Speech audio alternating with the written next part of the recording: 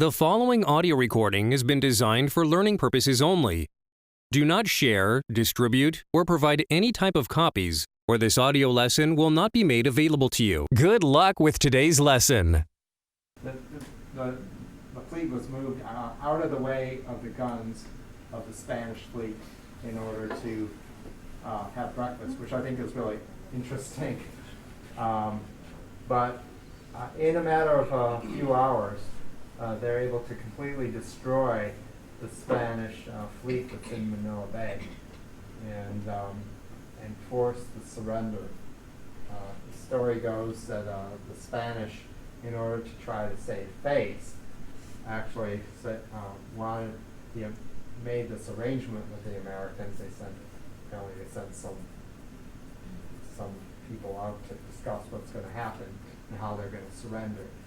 And so the story goes that we sent a number of soldiers off the ships to rush towards one of the Spanish defenses, and the Spanish will then throw up their white flag and say that due to being overwhelmed by America's might, that they were forced to surrender.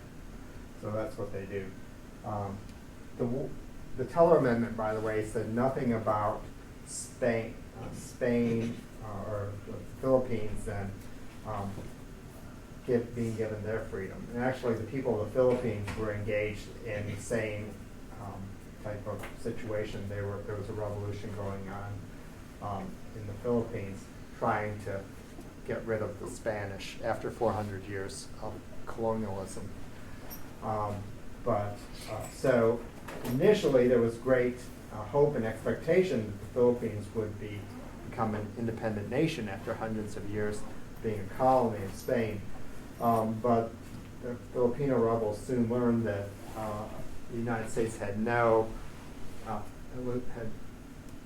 plans for that. So actually then the Filipino rebels turned their guns on us.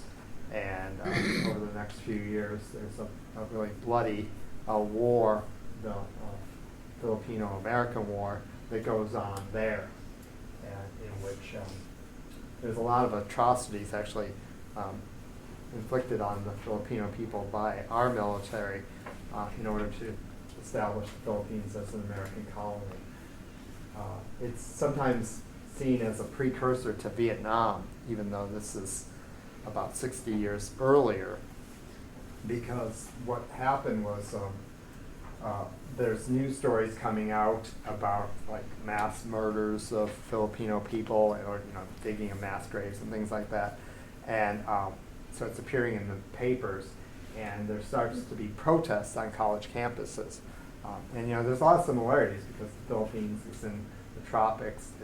A lot of the fighting is going on in this dense jungle, and so it's really unfamiliar territory for our soldiers. So anyway, that's an interesting kind of side note about what happened. And then, of course, for many decades, the Philippines would be an American colony until they're eventually freed in the 1940s. So the Philippines is taken. Spain is forced to give up their colony in May of 1898. Essentially, formally they won't hand it over until we purchase it in 1899 after the war is over with. But anyway, the Spanish are out after 400 years of colonization, but back home,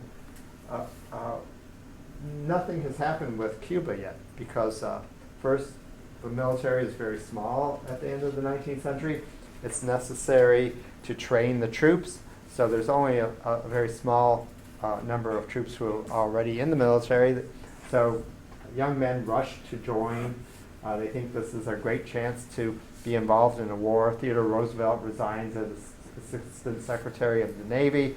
He had always thought that his generation had been very unfortunate because they had not been able to prove themselves as men like his father's generation that had fought in the Civil War. And so he rushes to establish his own fighting force, a cavalry force known as the Rough Riders, and they begin training in Texas.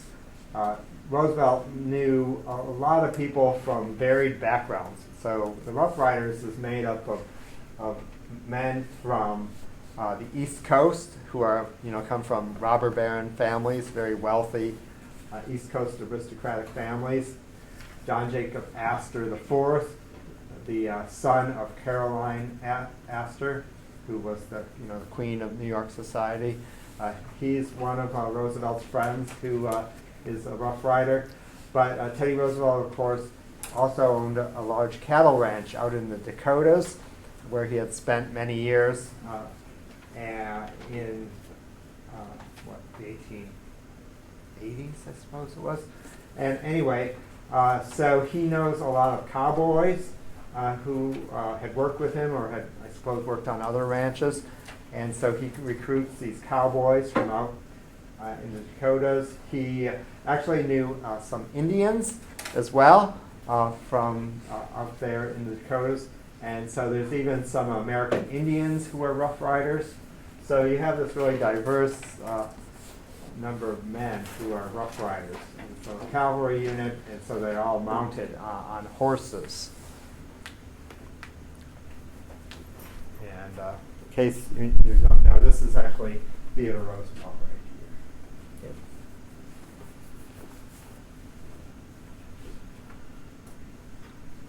So across the country, there's a variety of training exercises that are going on.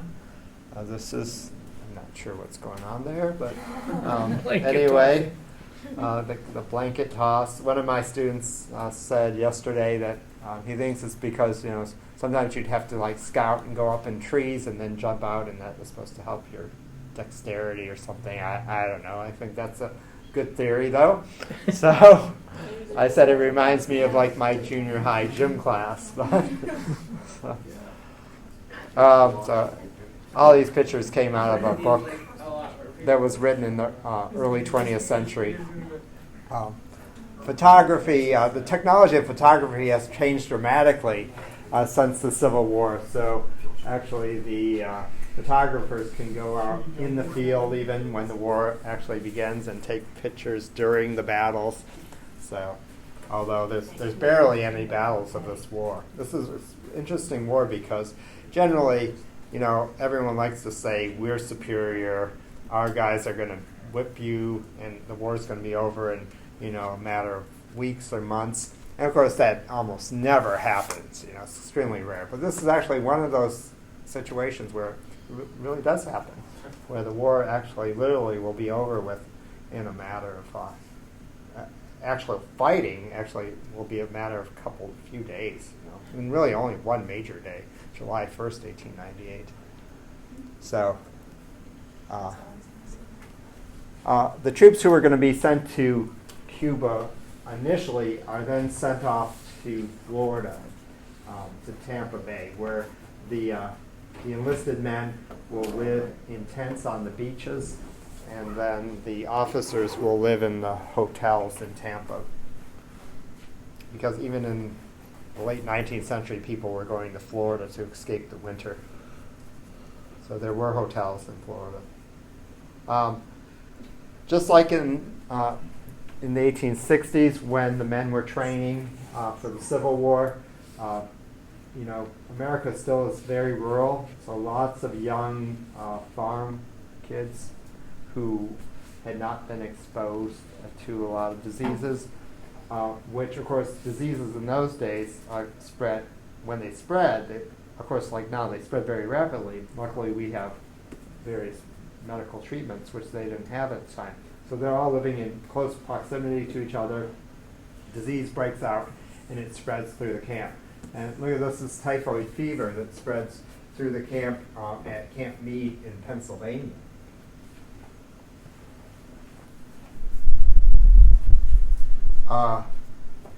Here's issuing the beef.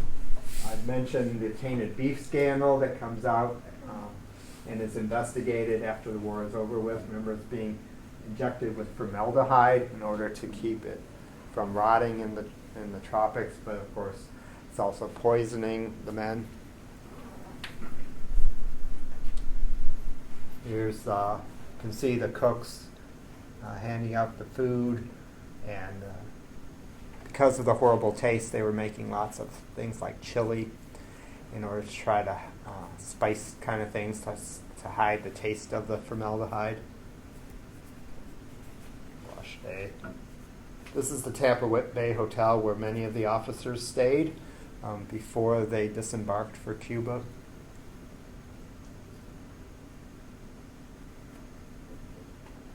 And a picture of one of the porches of the Tampa Bay Hotel where the officers would gather after dinner to talk about the old days, because the officers, of course, had been probably mostly, well, actually we know, they had served in the Civil War, so they had obviously lower rank for most of them when they were younger men, 30 years earlier. And so now they're officers, and in some cases, there's even veterans of the Confederate armies that are recruited to serve as officers in this war. And so that's really interesting. I would have loved to have heard some of those conversations when they're talking. So, that's actually a battery firing on Santiago, but not till a little later.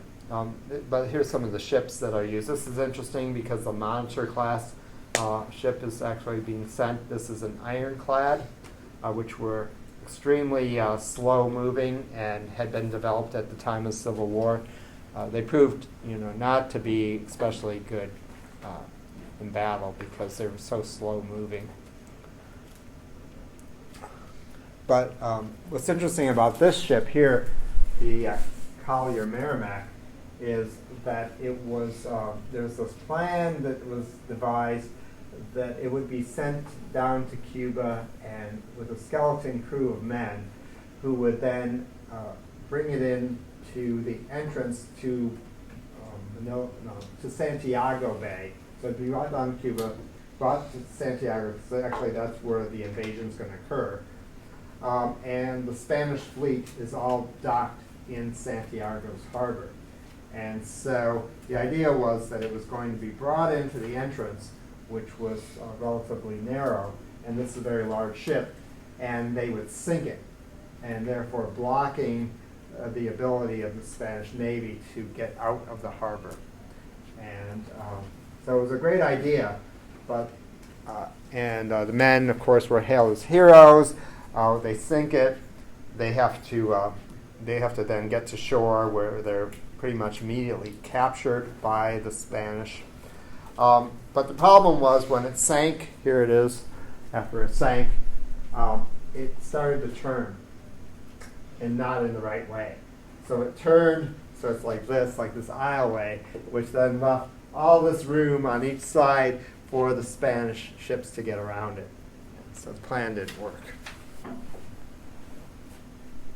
The men, though, who had volunteered for this mission were hailed as great heroes, which, of course, is a dangerous mission.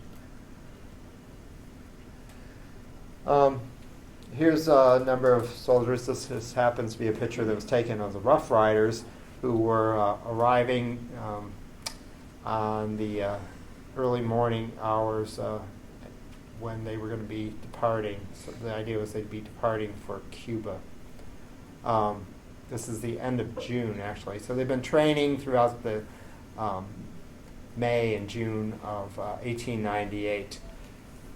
This is a photograph taken of Tampa Bay of the ships that are waiting in the harbor for the men to board. Many of them are not naval ships. They're actually ships that were owned by private corporations, which have been commandeered by the Navy. And because the Navy is so small in 1898. And it was said to be a very chaotic scene because this is something that was really new for everybody, to mount this operation where we were going to invade an island nation. And Teddy Roosevelt got so worried that there was not going to be enough room for his men that he actually ordered his men, even before any orders came from his superiors, to board a ship, and so, which they did. And actually, that proved to be a mistake for them, because had they waited to board the ship that they were supposed to be on was a nicer ship, cleaner ship, and his men ended up on a former coal transport that hadn't been properly cleaned out, so there's lots of coal dust below deck in the hastily constructed bunks that are down there, and so it wasn't a good situation. And then actually the men were living on the ship for about a week because when orders were finally given to pull out, they ended up being recalled within a few hours because there was fear that there was a Spanish gunboat off the shore, and they were afraid that the ship was going to be sunk. And so everyone had to come back. All the horses had to be taken off the ships. And then by the time orders came for them to leave again, it takes several days to reload.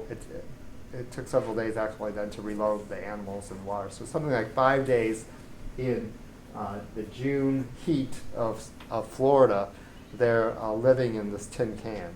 So it was a pretty bad situation they found themselves. But then once they got going, the ocean breezes, Teddy Roosevelt writes about how great it was, and everybody's sitting up on deck because you don't want to be below deck breathing in all that coal dust and stuff, and in the heat of the summer. So anyway, the orders came that they could go, but the flotilla had to stay together. And so because some of the ships that the Navy commandeered are so old, they can't travel very fast. So it actually takes about a week to get to Santiago. And there was no secrecy in this invasion. As they steamed towards Santiago, they kept close to the Cuban shore. And so there's reports of the Spanish batteries along the way in the various forts that saw our ships. There was no blackout on the ships at night. The officer's ship was lit up, and there was even a ragtime band that played in the evening to entertain the officers. And so there's lots of music, which is making noise, and yet the Spanish didn't even fire on any of our ships. So it's a very bizarre situation. Here's a picture below deck in one of the ships. This is, it could not have been a healthy environment. You look at how terrible these guys look. I should point out that they're also wearing wool uniforms because the extra military uniforms that were being given out at the time, the government had lots of surplus of wool uniforms in order to fight the Indians on the northern plains in the winter if they needed to, but they didn't have anything for summer, so there weren't any light uniforms. So now they're invading in Cuba in late June of 1898 wearing heavy wool uniforms. This is General Garcia, who is the head of the rebel forces in Cuba, and they were often disparaged by the American officers. Americans thought that these Cuban officers and soldiers didn't know what they were doing and what they were talking about. There was actually a situation in which some of our soldiers are even ambushed because they wouldn't listen to the Cuban guides and who said that they know that there's Spanish soldiers around. So Teddy Roosevelt actually is injured from some fire, although he just gets a little bit of wooden splinters that peel off of a tree when a bullet enters a tree near where he's standing. So here's some of the first soldiers landing in Cuba, putting up the American flag. And the landing comes in two places near Santiago. It comes at Daiquiri, where there's a dock in which some of the ships can actually dock at and let the men off, but many of the ships are apparently too big, and so they have to bring the men in on smaller boats, and then the men would hoist themselves up onto the dock, or they could, I'm not sure here if they could actually dock on the beach. I don't think so. There's another spot further south of Daiquiri where they were landing directly on the beach, though. It was called Siboney. And then the ships would go down a little bit further south to Guantanamo Bay, where they would dock the ships, or bring in other ships that were coming in bringing supplies. There was a huge problem with the supply chain at the time, and there was only at any given point about enough food for everybody for about one day. So had anything gone wrong with the supply chain, if it had been disrupted by the Spanish, it would have been a huge problem.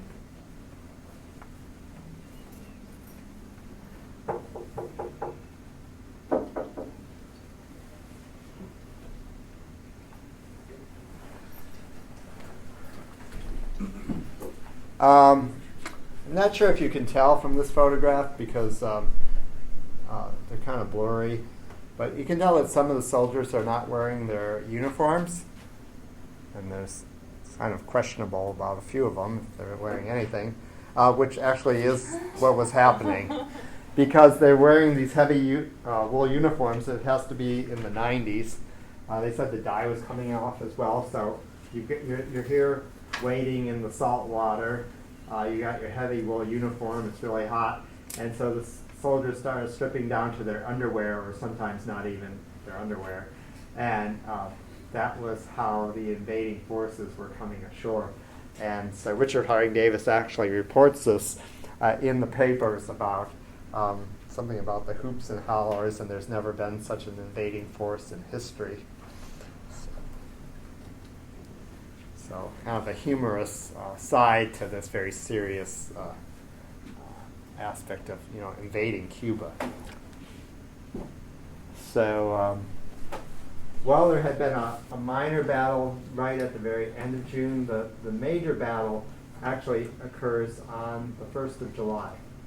And the orders are given to attack two places, at El Caney, where there's a fortification at the town of El Caney, and then in the San Juan Heights. And so in San Juan Heights, there's a Spanish fortification as well.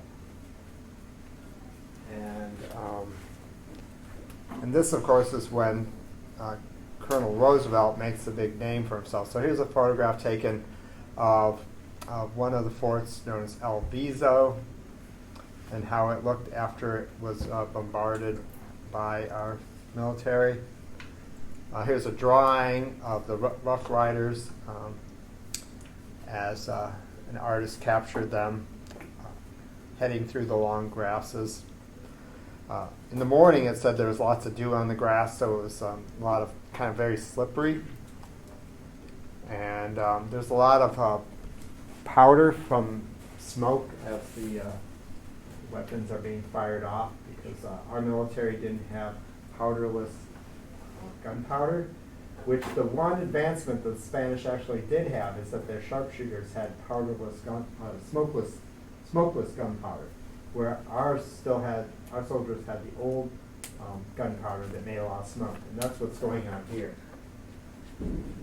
So initially, some of the Spanish sharpshooters were our soldiers didn't detect where they were because they were hiding.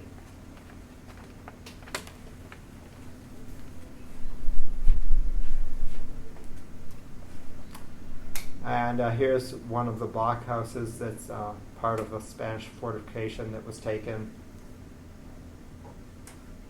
And some Spanish soldiers that have surrendered. One of the great advantages that our military had was that we had Gatling guns, and so sort of a forerunner of a machine gun. And so anyway, it's something that the Spanish had never even seen, and it terrified the ranks of the Spanish soldiers. So many of them fled to Santiago, to the safety of Santiago, and many were captured.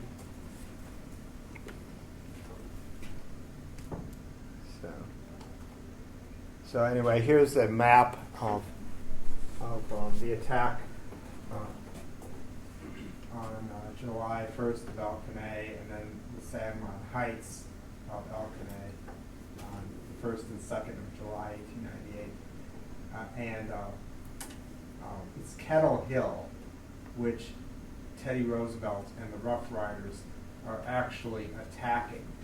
So the history tends to refer to Roosevelt being the hero of San Juan Hill. But it's actually San Juan Heights. So there's a number of like low-lying kind of mountains in which they have to attack the Spanish fortifications. And so it's Kettle Hill that the Rough Riders, and Roosevelt makes a big name for himself. Here it shows the first hill taken by the Rough Riders. Teddy Roosevelt and his aide both have their horses. Only a few horses made it on the ships because there weren't enough ships to bring all the horses for the Rough Riders. So many of the Rough Riders had to stay back in Tampa to take care of their horses. And the Rough Riders went from being a cavalry unit to being infantry. So they were on foot. And so when Teddy Roosevelt gives the order to charge, there's a point where he's actually, with his aide, way ahead of his men because they're on foot and he's on horse. So there's a period when he gets to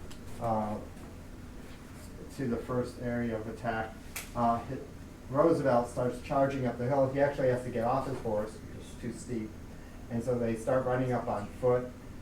Spanish soldiers starts coming towards them, and they start shooting. Initially, there was one soldier who it sounds like would have shot Roosevelt, but luckily his aide saw him first and shot the Spanish soldier. Then another soldier, and Roosevelt shoots him.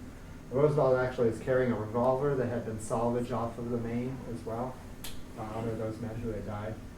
And so they make it up to the top of the hill. There's a lot of shooting going on, but then they're able to bring up the Gatling guns, and then, like I said, that terrifies the Spanish soldiers who head for Santiago. And then Santiago, there is the siege of Santiago over about the next 2 weeks, and but the lines are extremely thin.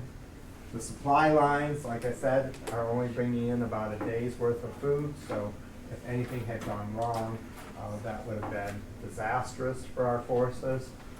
But in the end, of course, the Spanish were even less prepared than we were, and that's what leads to their demise. And they will be forced to surrender because the Navy has ships outside of Santiago Harbor, and when the Spanish Navy tried to engage our Navy, we were able to destroy them within a few hours.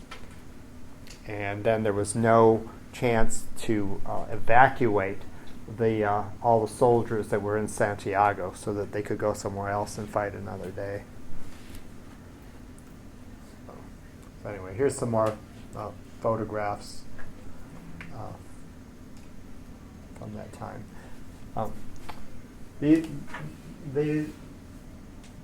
are the black soldiers who were referred to at that time as the immunes. There were a number of black soldiers that were sent to Cuba because it was believed, because many of them grew up in the South, that they may be more immune to tropical diseases. Whether or not that's true is probably unlikely. I suppose there's a possibility that they were a bit more immune than soldiers that, say, grew up in Maine that had never been exposed to tropical diseases. But anyway, the black soldiers were poorly treated. There was an incident in Tampa where a black baby, had been taken from its mother by some white soldiers, and they were kind of playing a game of tossing the baby from soldier to soldier, and the black soldiers came to the baby and the mother's rescue, and then there was basically a riot in which it broke out because of this incident. So the black soldiers were not treated well by the white soldiers. Many of the black soldiers ended up being led by Teddy Roosevelt because they became, something had occurred with their officers, and so they had been, the officer was either shot or something had happened, and Teddy Roosevelt said that they should come and fight with them. And Roosevelt kind of made sort of a backhanded compliment. He said that they fought as well as any white soldier.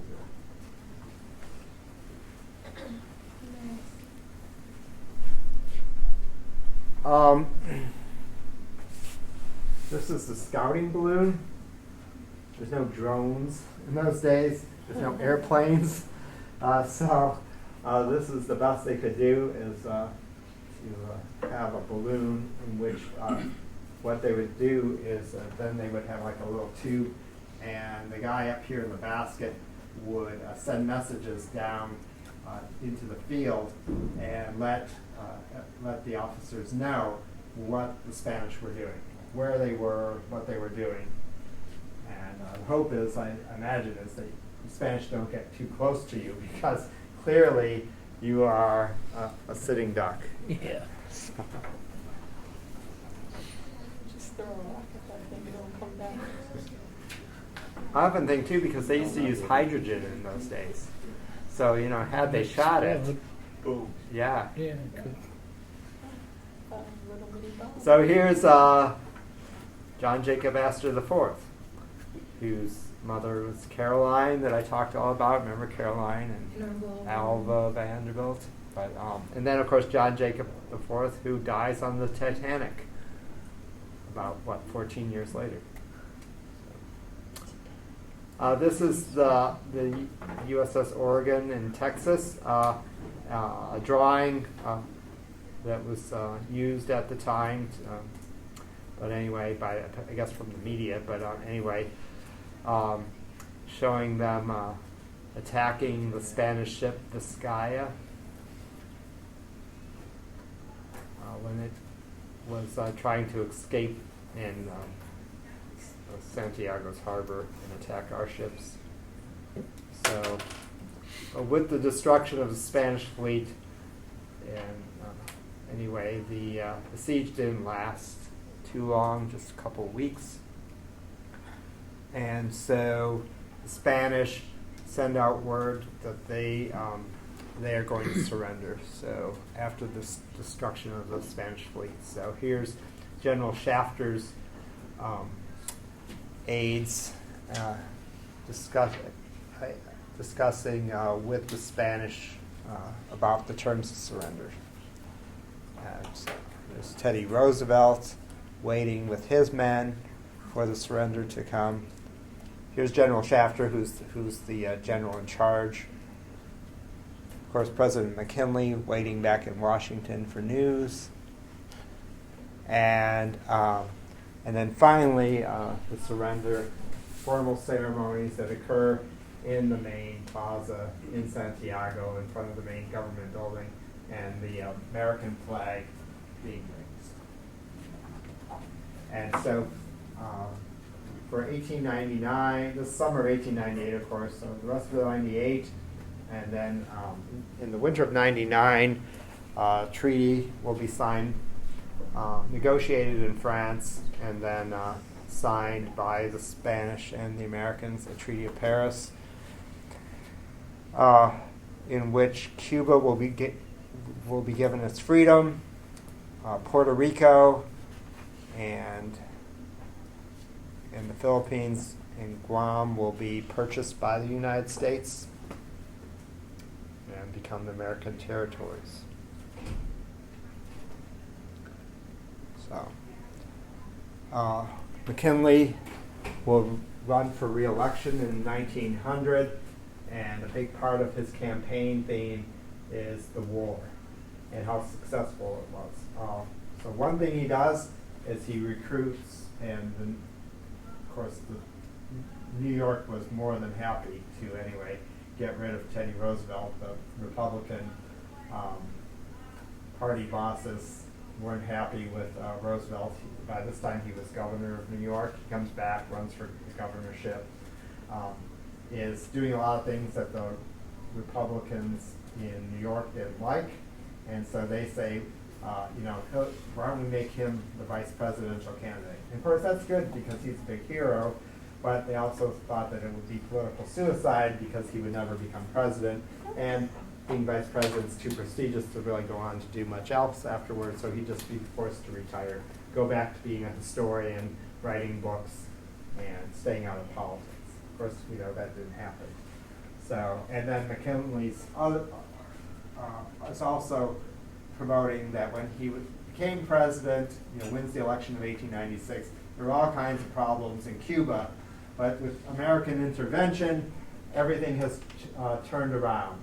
So Cuban industry is booming, the banks in Cuba are doing well, and the atrocities with reconcentration that has been occurring in Cuba, of course, are over with, and the rural farmers in Cuba are prospering. They're growing lots of crops. Their children are in school, getting an education. So this is one of their campaign posters from 1900.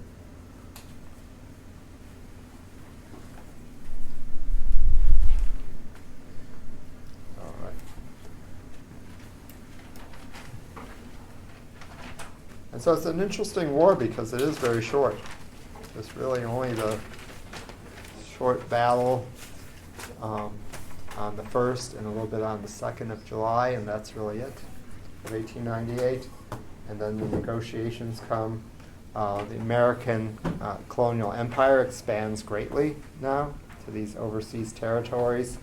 But of course, what often gets ignored too is that there was this war that will be fought with the Filipino rebels over the next couple of years until that's finally put down.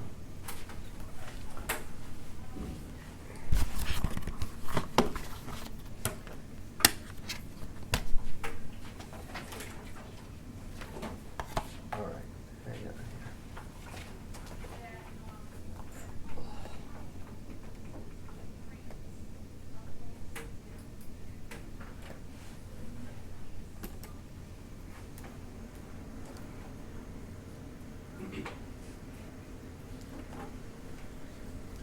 Many, of course, thought that America was becoming too big and that this was not the way to go.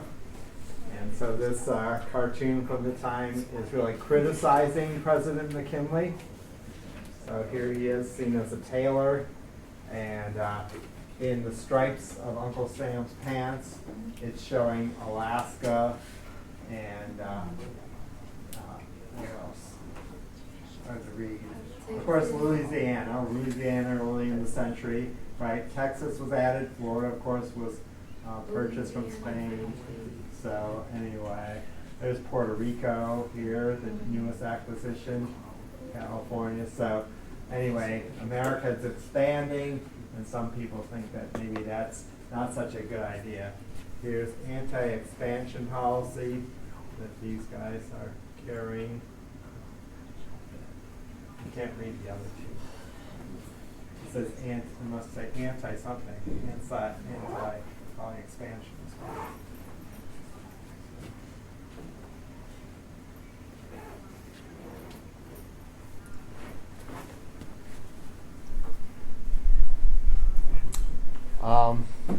Now this doesn't have anything to do with expansion, but it does have to do with American foreign policy in the early part of the 20th century.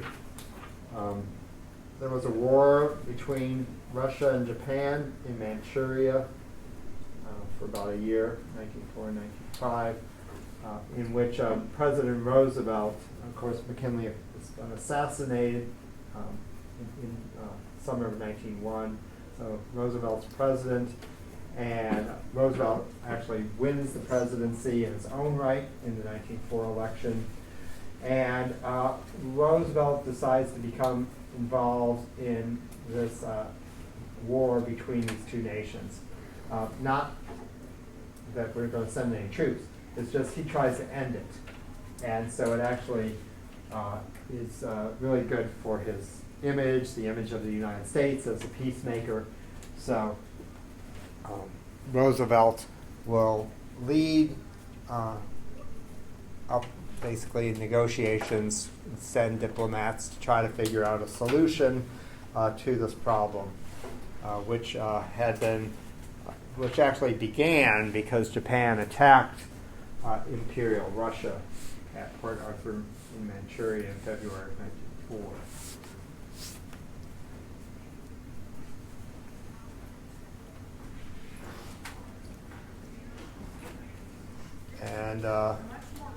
And Roosevelt will be successful in this campaign to bring an end to this war.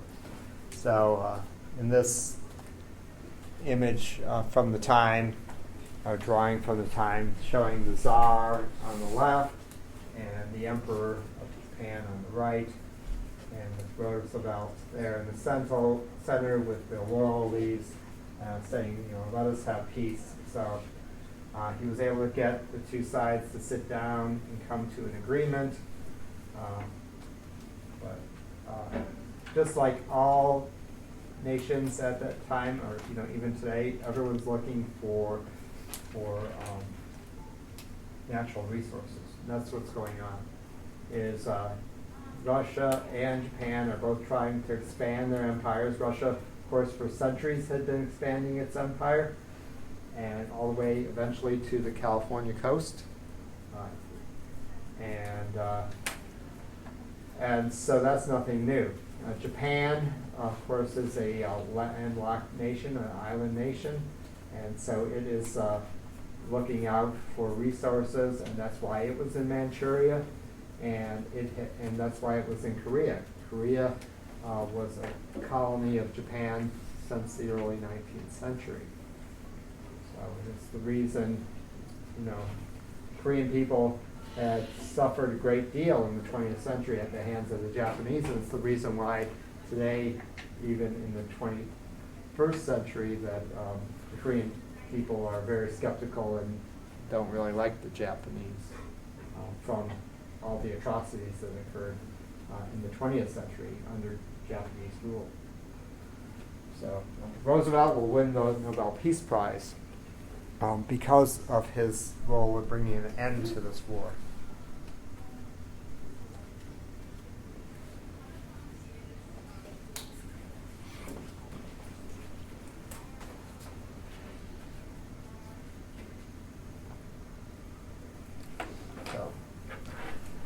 Well, that may be a bright spot in the history of the United States, bringing it into a war. Actually, this is not such a good thing. The Gentleman's Agreement essentially does the same thing that the Chinese Exclusion Act did back in 1882, but it's actually not a law that was passed by Congress, but an agreement negotiated diplomatically with Japan, with the government of Japan. And it, due to the fact that the government and with so many Americans, of course, were prejudiced towards Asian people, and so many in our government were prejudiced towards Asian people, there's under the Roosevelt administration, they negotiate this agreement where Japan says that they will no longer allow their citizens to emigrate to the United States. So, seen as being a great blight on Japan, kind of a humiliation for Japan.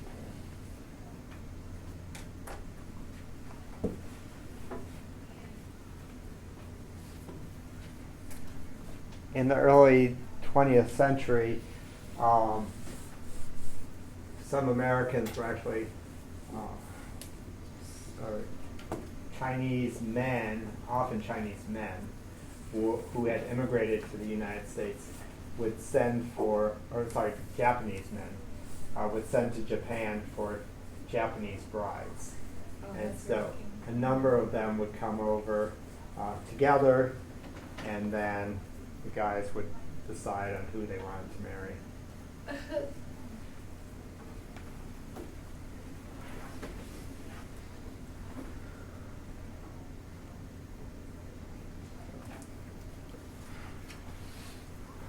Theodore Roosevelt is famous for being the first president of the United States to ever leave the American borders during his presidency. And he does so in order to go down to Panama to see the construction of the Panamanian Canal for himself.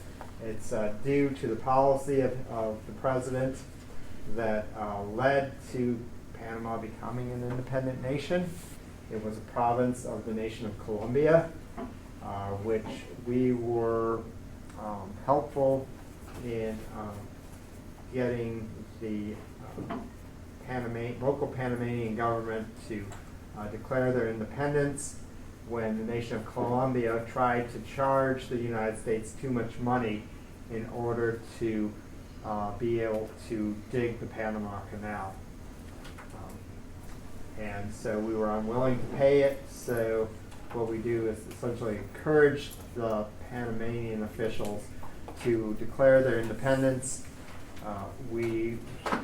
Roosevelt ensured that the Navy was down in the Caribbean at that time, and then he blockades entrance to Panama, which made it impossible for the Colombian government to send soldiers to Panama in order to put down the insurrection. And then immediately, the United States government's we recognized Panama as a nation, and then we begin construction. We make a new agreement with the new Panamanian government that was much more to our liking over the construction of the canal and how much money we would pay Panama for the rights to the canal zone. And we had already negotiated with the French company that had been digging the canal. Essentially, they were in bankruptcy because they had miscalculated how much actually the engineering of the project was much different than the Suez Canal, which they had built about 20 years earlier. Suez was actually built at sea level, and they didn't have to create any locks apparently. Where they thought they could do that between the Caribbean Sea and the Pacific Ocean, but that ended up proving to be disastrous. They couldn't dig that deep, and so what needed to be done was the construction of the Gatun Lake and then the massive Gatun locks to allow for ships to be raised and lowered. So anyway, Roosevelt's fascinated by this. He wants to go see it for himself, and so the President and Mrs. Roosevelt will end up going down to Panama. And here's the famous photograph where the President climbs up into one of these big steam shovels that was part of the construction effort. Large numbers of people died. Most of the workers were black that had come from Caribbean nations, island nations like Cuba, and so very poor nations, and they were then hired to do this dangerous work. There's a lot of blasting going on, a lot of men being killed because of blasting and all the rocks that are being blown around. And of course, tropical disease as well. Huge problems with malaria at the time. But there was definitely a big controversy when President Roosevelt announced that he was going to go down to Panama. There was talk that the vice president should assume responsibilities, and President Roosevelt said, "No, I'm president no matter where I go in the world. You can still get a hold of me." There are cables, although this is the really very early days of wireless communication, so I'm not sure that they could get a hold of him using wireless yet. Probably unlikely. All right. So what I thought we'd do for about the next 25 minutes or so is that we're going to see part of a documentary that was done about the Spanish-American War. And so actually, you don't have to answer any questions about this. You've got enough questions to answer with the films that you're going to have to watch online. So, but but it sort of just talks a little bit more detail about the war, and so fascinating period in our history.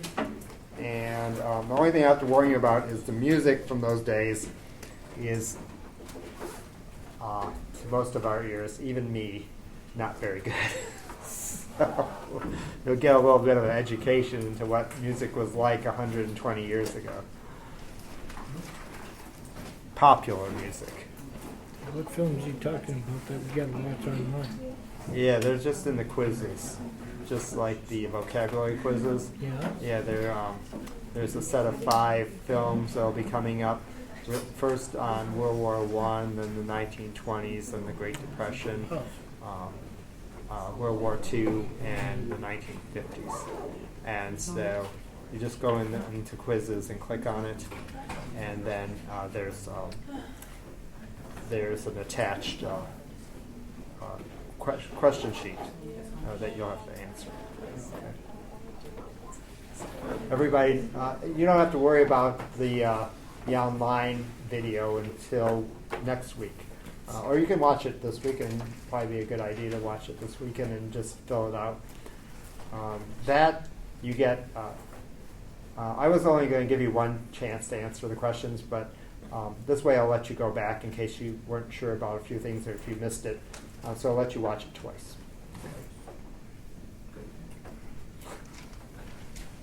Thanks.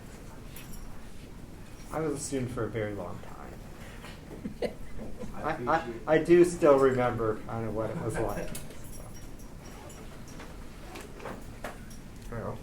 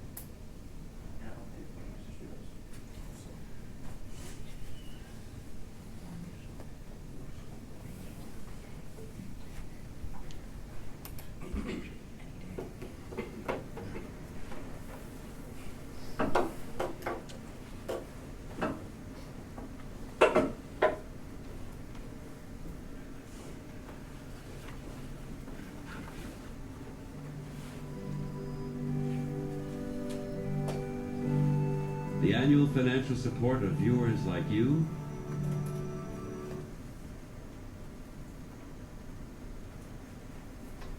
I cherish the thought that America stands on the threshold of a great awakening. The impulse with which this phantom city could rise in our midst is proof that the Spirit is with us. President Grover Cleveland, opening day, May 1st, 1893. Only a few days after the fair opened, the nation was hit by the worst financial crisis in its history. Stocks plummeted, businesses went bankrupt, and millions of Americans lost their jobs. In a lecture at the exposition, the young historian Frederick Jackson Turner suggested that the solution for the United States could be found beyond its borders. The colonization of the Great West did indeed furnish a new field of opportunity, but never again will such gifts of free lands offer themselves. The frontier has gone, and with its going has closed the first period of American history. And the frontier gone, there was something akin to a panic among people. Geez, if American institutions can't expand, they're going to shrink. We had to find some new outlet for our energy, for our dynamic nature, for this coiled spring that was the United States. So there was an intellectual justification, rationalization would be a better way to put it, for let's get our power overseas. At the same time, there was an imperial race taking off in the world. Great Britain, France, Russia, Germany. and a new Japan that was just emerging as a world power at this time were all engaged in colonial enterprises. Spain once ruled a great global empire. It encompassed most of Central and South America and a large portion of North America. As civil wars crippled Spanish authority, many colonies broke free. In the 1890s, all that remained of Spain's possessions were Cuba and Puerto Rico, and in the Pacific, the Philippines, Guam, and a few scattered islands.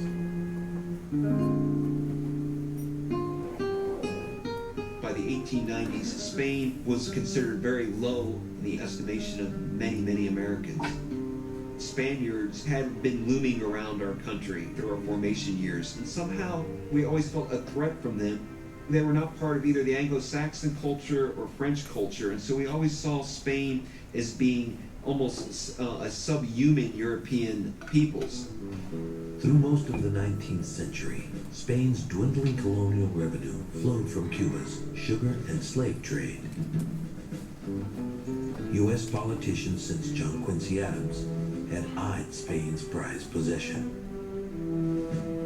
If an apple, severed by a tempest from its native tree, cannot choose but fall to the ground, Cuba, forcibly disjoined from Spain, can gravitate only towards the North American Union.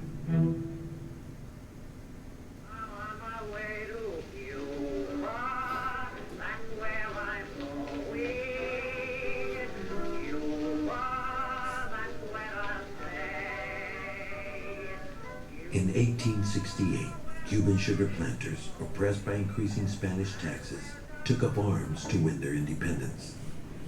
They seized much of eastern Cuba, freeing the slaves and destroying the sugar mills that had profited Spain. The commander of the rebel army was General Maximo Gomez. Maximo Gomez was born in the Dominican Republic, and he came to Cuba as a Spanish soldier. That is the irony of the situation, because as soon as he arrived in Cuba, he defected and started organizing the Cubans. He tried to get them to use tactics and to train, things which were novel to the insurgents at the time. The revolt known as the 10 Years' War failed to win the Cubans their independence, but the struggle for Cuba Libre, a free Cuba, continued, as Spanish promises for reform were never fulfilled. Gomez withdrew to his native Dominican Republic, leaving the Spanish with a depressed sugar industry. Spain could not afford to lend money to Cuban planters. Many turned to the United States. Way down in Cuba where skies are clear, where it is summertime all of the year, they have the love. Through 1895, as Americans visited and invested in Cuba, Cubans moved to the United States to study and work. Shake it up, shake it up. It is in these years that we see the first significant Cuban immigration setting up, first in Florida, and then New York City, and Philadelphia, and Boston, and Washington. This period is critical to the formation of Cuban national identity, the means by which Cubans begin to articulate their discontent, their angst with the Spanish colonial system. Baseball soon became a national obsession in Cuba. The North American sport provided a welcome alternative to traditional Spanish entertainment. So we have this counterpoint to baseball and bullfighting. And bullfighting represents the colonial regime. It's bloody, it's individual, it's singular. It seems to attract to the Havana Bowling mostly the Spaniards.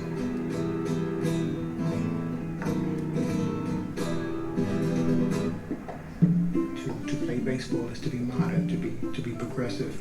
It is not to be Spanish. Coincidentally, some of the most important leaders of the Cuban insurrectionary movement are ball players who leave the ball field to take to the field of armed struggle. The revolution began anew in 1895 under the visionary leadership of José Martí. A Cuban poet and journalist living in New York, Martí visited Cuban communities across the United States to promote and raise funds for Cuban independence. His ideas reshaped Cuba Libre. Martí realizes that the weakness of the previous attempt at independence was that Cuba was not united. It was divided by class, it was divided by race, and so he decides to mobilize the exiled community and to tell them that the cause of Cuba is one of all Cubans wherever they are. Either the Republic is founded upon the integral character of every one of its sons, or the Republic is not worth one of our mother's tears, or a single drop of our hero's blood. Will we fear the Negro? The black man has drawn his noble body to its full height and is becoming a solid column for his native liberties. Others may fear him. I love him. Jose Marti. He basically argues that black Cubans and white Cubans had come together, that going back to the 10 Years' War, their blood had joined in the fields of battle, and that because of that history, race had been superseded, it had been transcended. It no longer divided Cubans, which for the 1890s is a remarkable statement.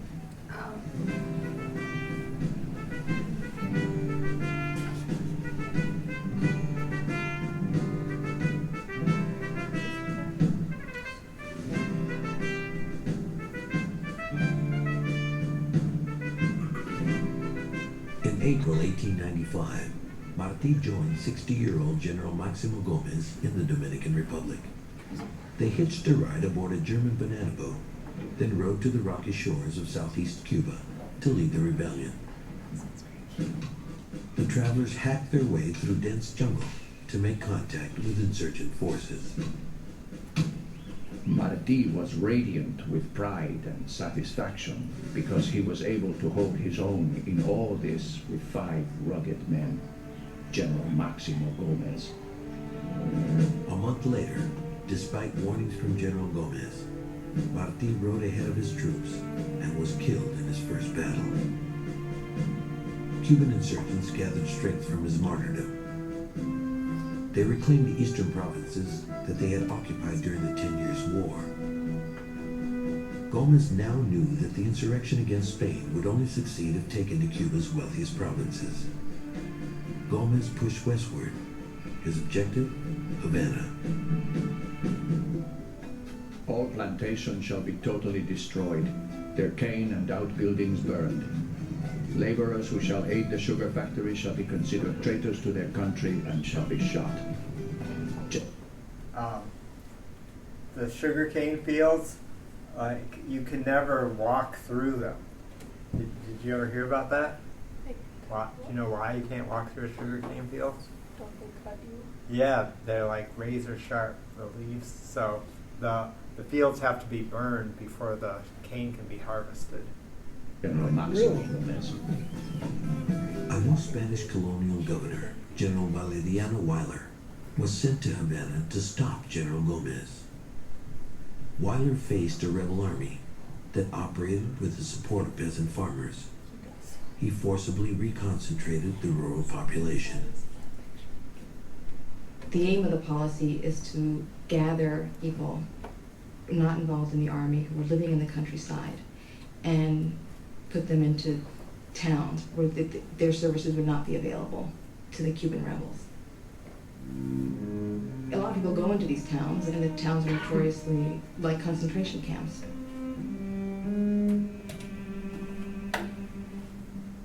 Nobody really knows how many people died, but they range from tens of thousands to hundreds of thousands.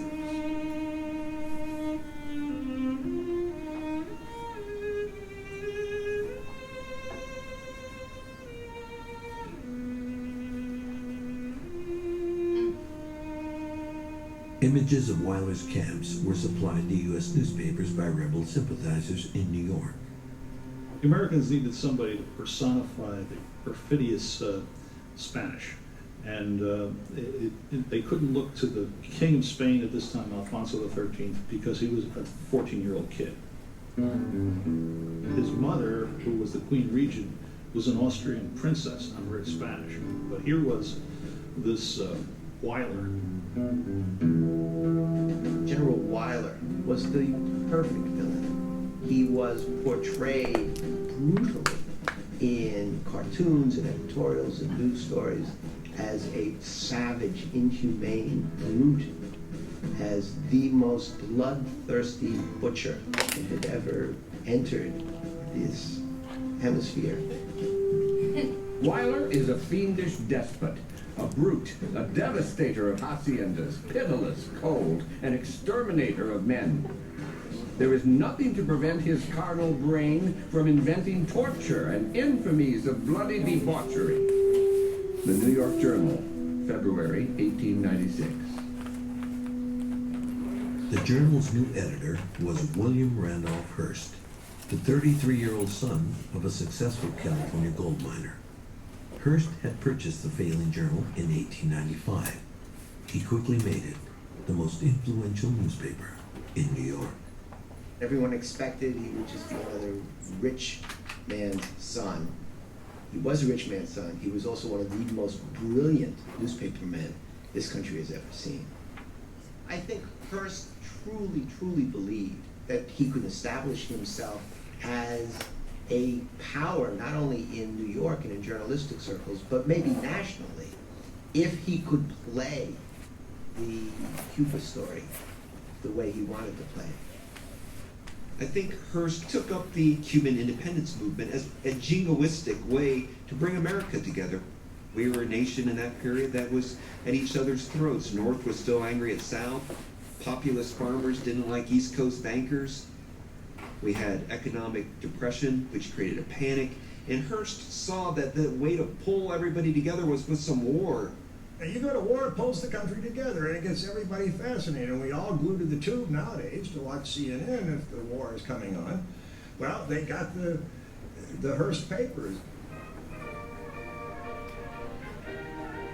U.S. businessmen saw war as a threat to their investments in Cuba and to economic recovery at home. Their concerns were shared by Republican President-elect William McKinley.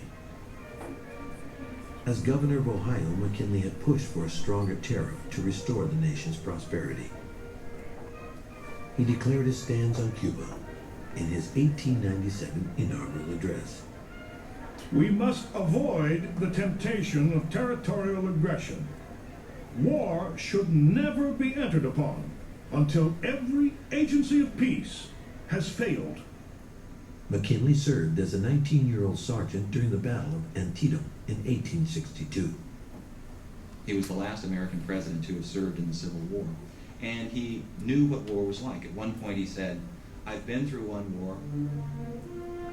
I've seen the bodies stacked like cordwood, and I don't want to go through that sort of thing again." I should welcome almost any war, for I think this country needs one. If we lose our virile, manly qualities and sink into a nation of mere hucksters, then we shall indeed reach a condition worse than that of the ancient civilizations in the years of their decay. Assistant Secretary of the Navy, Theodore Roosevelt. From his boxing days at Harvard to his term as New York City's police commissioner, Theodore Roosevelt was a fighter. Unlike President McKinley, Roosevelt advocated a war with Spain. I think this reflected the fact that Roosevelt's generation had not fought a war. The generation of its parents had fought the Civil War and demonstrated its bravery and its valor then. Roosevelt's generation still had to prove its worth. It's something that I feel myself. I was born in 1935, and I grew up listening to World War II stories, and I feel cheated that I wasn't a part of that. And so there was a feeling of, it's our turn. We want to get out there and be heroes. Assistant Secretary of the Navy Roosevelt was a tremendous admirer of Admiral Alfred Thayer Mahan, the president of the Naval War College. Mahan's books and articles pushed for a stronger Navy. As a nation launches forth, the need is soon felt for a foothold in a foreign land, a new outlet for what it has to sell, a new sphere for its shipping. The ships that thus sail must have secure ports and the protection of a navy. Now, His cap with the peak is as glossy and sleek as a cap could ever be. And it sits on his hair with the jauntiful air of a naval nicety. And his collar so tight, and his trousers of white, and the shoes that rival glass. He's a chap so smart that he... Congress authorized funds to modernize the Navy, which had hardly been updated since the Civil War. The idea was our Navy's an antiquated joke. We've got to do something about it. And the something was the Industrial Revolution, steel. Cities like Pittsburgh and Chicago had steel. And to make, if not the largest Navy in the world, at least a new Navy to not only defend both parts of American shore, but to defend American economic interest around the globe. The United States needed such a policy that we were a two-ocean country, that we had to have a fleet that could patrol both oceans, that this was going to require coaling stations and outposts out there. And if America wanted to take her place as one of the great nations in the world, she had to get into the imperialist race and had to acquire colonies. And this had a tremendous appeal to young men like Theodore Roosevelt. Theodore Roosevelt and other people in the Navy Department understood that although the cause of war was the situation in Cuba, the war would be against Spain. And anything Spain could bring to bear in that war would be something that American forces should attack. The Spanish fleet was located in the Philippines. The Philippines had harbors that were worthwhile. The Philippines commanded the water routes between China and Southeast Asia. So to the few people, the Philippines meant something. For she's a belle of all Manila, my Filipina queen. She's won me with the brightness of her smile. And Spain had ruled the Philippines since I the know early you're going to be 1500s. downloading all this music While today, over right? 1,000 islands in the Philippines were inhabited, the capital of Manila dominated culture and commerce. Sugar, hemp, and tobacco were shipped through Manila to the markets of China. But unlike Cuba, whose sugar industry created great wealth for Spain, the Philippines produced little revenue. Spanish missionaries forced the Filipinos to convert to Catholicism and collected taxes on their most fertile lands. Filipinos who pressed for reforms ended up in dungeons or executed. Under the flag of the Katipunan, or Society of the Sons of the People, 20,000 Filipinos staged an uprising in 1896. They had had too much of Spanish oppression, too much of Spanish control, and they had lost virtually their rights. They were living as second-class citizens.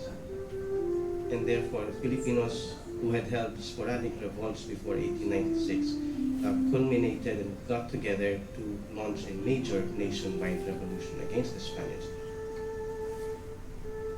27-year-old Emilio Aguinaldo, the son of a wealthy landowner, rose through the ranks of the revolutionary movement. Aguinaldo became president of the Katipunan in the spring of 1897. Filipino citizens, let us follow the example of European and American nations. Let us march under the flag of liberty, equality, and fraternity.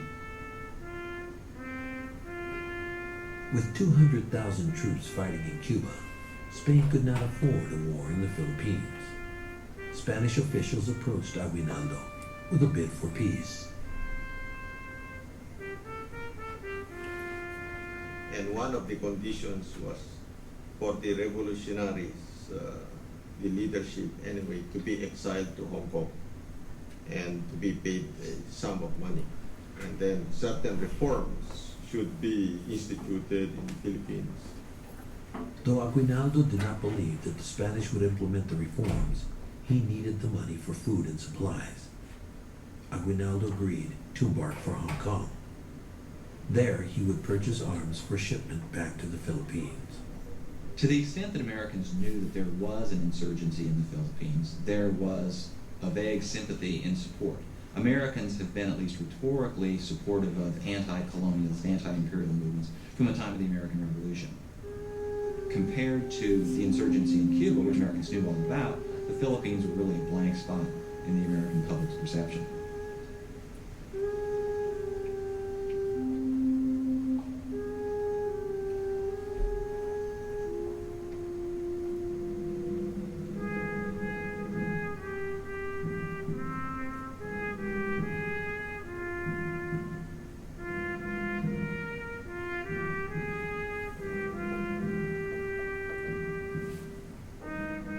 Through 1897, the New York newspapers portrayed Cuba as a damsel in distress, Uncle Sam as her gallant savior, and Spain as the villain, in an intriguing romance of war. And every romance has its troubadour. Hearst's was Richard Harding Davis. Richard Harding Davis was a brilliant writer, but more than that, he was an incredible character. Hearst paid him $3,000 a month plus expenses, which was absolutely phenomenal. As the international correspondent for Harper's Weekly, Davis had journeyed through the Middle East and Central America. For the New York Journal, Davis cabled back stories from Cuba that flared his readers' imaginations. One story described the young Adolfo Rodriguez, sentenced to die for joining the Cuban Rebellion. The officer of the firing squad whipped up his sword. The men leveled their rifles. The sword dropped, and the men fired. The Cuban sank on his side without a struggle or sound, and did not move again. At that moment, the sun shot up suddenly from behind them, and the whole world seemed to wake to welcome the day. But the figure of the young Cuban was asleep in the wet grass, his arms still tightly bound behind him, and the blood from his breast sinking into the soil that he had tried to free. Richard Harding Davis. President McKinley read a dozen newspapers a day. Like millions of Americans, he was touched by Hearst's portrayal of Evangelina Cisneros, a convent-educated Cuban teenager imprisoned by the Spanish in Havana. Hearst set up an international campaign to get prominent women all over the world to send telegrams to Spain demanding the release of Ms. Cisneros. Julia Ward Howe, the author of the Battle Hymn of the Republic, wrote an impassioned letter to the Pope. We implore you, Holy Father, to induce the Spanish government to abstain from this act of military vengeance. President McKinley's mother added her name to the cause. All this continued to sell newspapers, but it didn't affect Cisneros' release. She continued to languish in this Cuban prison. They arranged an escape attempt. This was done by William Randolph Hearst, who got a hunk of a man named Carl Decker to arrange this escape. And he rented the house next door and put a plank across to the window of the prison where she was, and walked across and broke in that way and rescued her. She reached out her hands to us with many little glad cries, rippling out in whispered Spanish benedictions for our efforts to save her. They brought her out of Cuba, sailed her triumphantly into New York Harbor, and Hearst arranged one of the most triumphant series of events. She was feted at balls at the Waldorf, at dinners at Delmonico, brought to Washington, in the company of William Randolph Hearst. I thought over what I would say to the president, that the women and children of Cuba must look to the great United States for protection. Then he came in. My poor speech for Cuba was forgotten, but I looked into the kind face of the president, and what I thought I saw there made me content. Evangelina Cisneros. American men had rescued one Cuban woman, and the question that now faced the nation was, when would the United States free Cuba? President McKinley appealed to the Spanish government to restore peace in Cuba and reviewed his military options. He invited Assistant Secretary of the Navy Theodore Roosevelt on a carriage ride through Washington. McKinley had been very reluctant to appoint Roosevelt because he knew that Roosevelt was a hawk and was possibly likely to get us involved in war.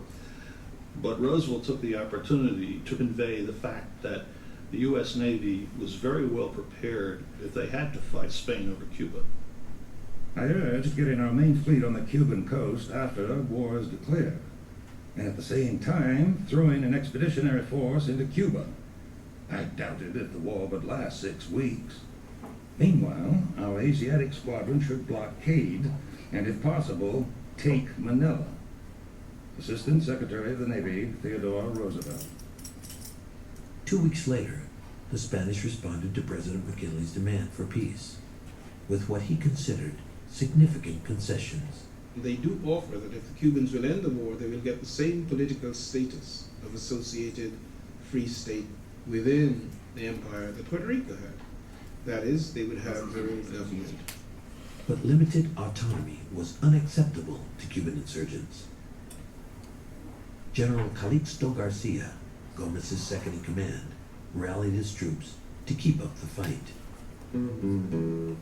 Okay, and so anyway, I talked about the war. So, all right. So have a good weekend. You should start reading chapter 20.